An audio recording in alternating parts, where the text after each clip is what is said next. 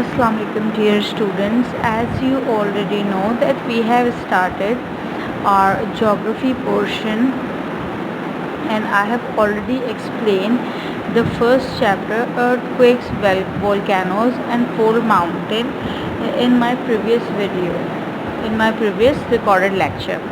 So we are going to discuss the remaining part of this chapter, and the next topic which we are going to discuss in this recorded lecture is volcanoes. Have you ever seen any volcano?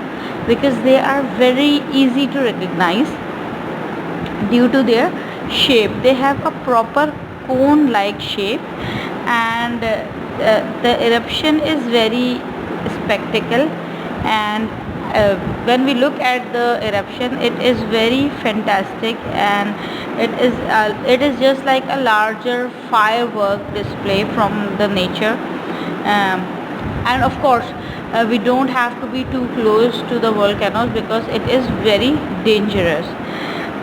Most of the time volcanoes have short bursts, uh, and molten lava comes out of volcanoes, but in some cases the burst can be bigger and the mixture of lava bombs and ashes and dust comes out from the crater with great force, with enormous force.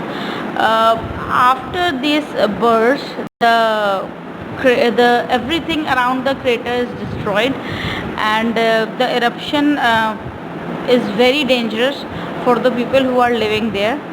uh, Crater, let me discuss about crater because I am continuously repeating this word. What crater is basically a deep hole in at the top of the volcano, and it is connected to the by the vent. A vent is connected to the magma pool inside the earth, to the base of the earth where the magma pool is present. Lava and other materials thrown down during the eruption cool down on the sides of the volcanoes, and it builds a cone shaped structure of mountains, making it higher and wider in shape. Volcanoes become dormant after a few days or weeks.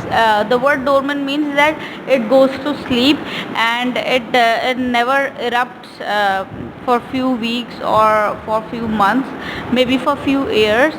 But this volcano can become awake when after some time, and when pressure build inside the volcanoes. There are some volcanoes which remain dormant for thousands of years, and people start living around them, but these volcanoes can awake at any time. They are extinct, although these volcanoes are dormant and they have become extinct, but these volcanoes can awake at any time. But the best part is that a dormant volcano always gives a warning before it gets awake or before it erupts. It gives warning like shaking of the land and emitting larger amounts of smoke or gas from the crater. So this is the warning we should be aware of. So if anyone is living near a volcano, can be aware of this warning signs, and they can leave the areas before the volcano erupt. There are some areas around the world where there are active volcanoes, and most of the volcanoes are arranged in line following the plate boundaries, and there are where most of the tectonic activities occur. Volcanoes are very tall and they have steep sides. There is an example of a volcano like Mid Fuji in Japan. That is the biggest volcano, and they are present along the destructive plate boundaries. There is the world largest eruption of volcano is in 1883, and it's in the country of Indonesia, and that is Krakatoa. Uh,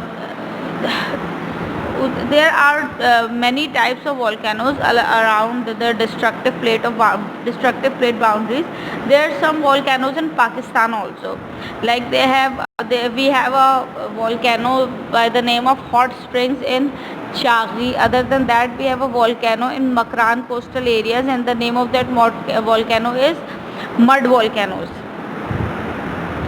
Basically, continental plates crushes the other against the continental plates, and in the collision zone of India and Asia, and it becomes and it folds the surface of rocks instead of destroying rocks below the ground to form the magma.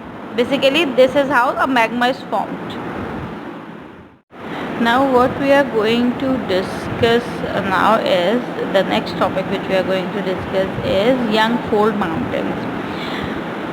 As the name explains, young fold mountains. What is the meaning of young? Because these mountains are very old. So why are we calling these mountains young fold mountains? The reason behind this is, according to us, these mountains are actually 50 million years old. According to us, these mountains are very old, but if we talk in the language of geologists, these mountains are not very young, are not very old, but actually these mountains are very young. And because the earth is approximately 3000 million years old, and same goes on for the mountains. There are some mountains which are 3000 million years old. So these mountains which are created in the last 50 million years are basically known as young fold mountains. So basically, what is fold mountain? It is they are called fold mountains because the sediments and the rocks keeps folded up by plate movements, and these movements are only happen near the destructive plate boundaries, where two plates collide to force them up, and with the passage of time, these sediments become the layers of sedimentary rocks. In the chemistry portion, you are going to discuss about what sedimentary rocks are in the next chapter of chemistry. So probably you are going to know very well what sedimentary rocks are. So basically, where the young fold mountain ranges? The young fold mountains are ranges near the destructive plate boundaries, and one line runs west-east, starting in the southern in Europe and North Africa, and it passes through the Central and South Asia, and it extended into the island countries in the Southeast Asia and Indonesia. So, and the another line runs around the south-north, around both sides of the Pacific Ocean, and the western sides of the South and North America, and the island countries, where the western sides of the Pacific from New Zealand to Japan, before reaching the mainland of Asia in the eastern Russia. So these are the areas where fold mountains are present. So in the next class, inshallah, we are going to do the written work of this chapter. This is the end of the first chapter of geography, and after this chapter, after completing the written work of this chapter, we are going to start the third chapter of history.